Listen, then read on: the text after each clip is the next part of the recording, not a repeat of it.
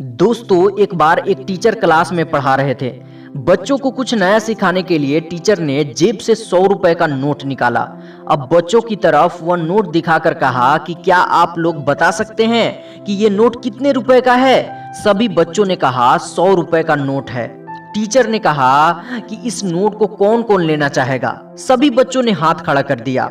अब उस टीचर ने उस नोट को मुट्ठी में बंद करके बुरी तरह मसला, जिससे वह नोट पूरी तरह से कुचल सा गया।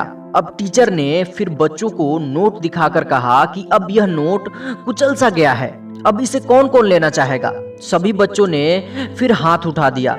अब उस टीचर ने उस नोट को जमीन पर फेंका और अपने जूते से बुरी तरह कुचला। फिर टीचर ने नोट उठाकर फिर से बच्चों को दिखाया और पूछा, अब इसे कौन कौन लेना चाहेगा। सभी बच्चों ने फिर से हाथ उठा दिया।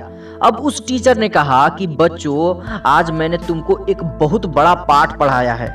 ये 100 रुपए का नोट था। जब मैंने इसे हाथ से कुचला तो ये नोट कुचल गया, लेकिन इसकी कीमत 100 रुपया ही रही।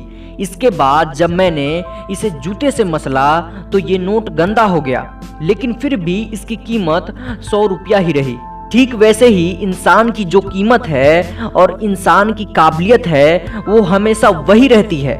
मार्केट में हर प्रोडक्ट का कीमत बढ़ते घटते रहते हैं, लेकिन इंसान की कीमत कभी नहीं घटता है। अब ये आप पर निर्भर करता है कि आप अपने आप को कितना कीमती बनाते हैं। दोस्तों, एक और नया सीख का ये 6ठा एपिसोड आपके सामने है। और भी एपिसोड मैं लेकर आता रहूंगा, इसलिए अभी तक मेरे चैनल को सब्सक्राइब नहीं किया है तो जल्द से सब्सक्राइब करें और ऐसे ही कहानियों से सीख लेते रहें। धन्यवाद।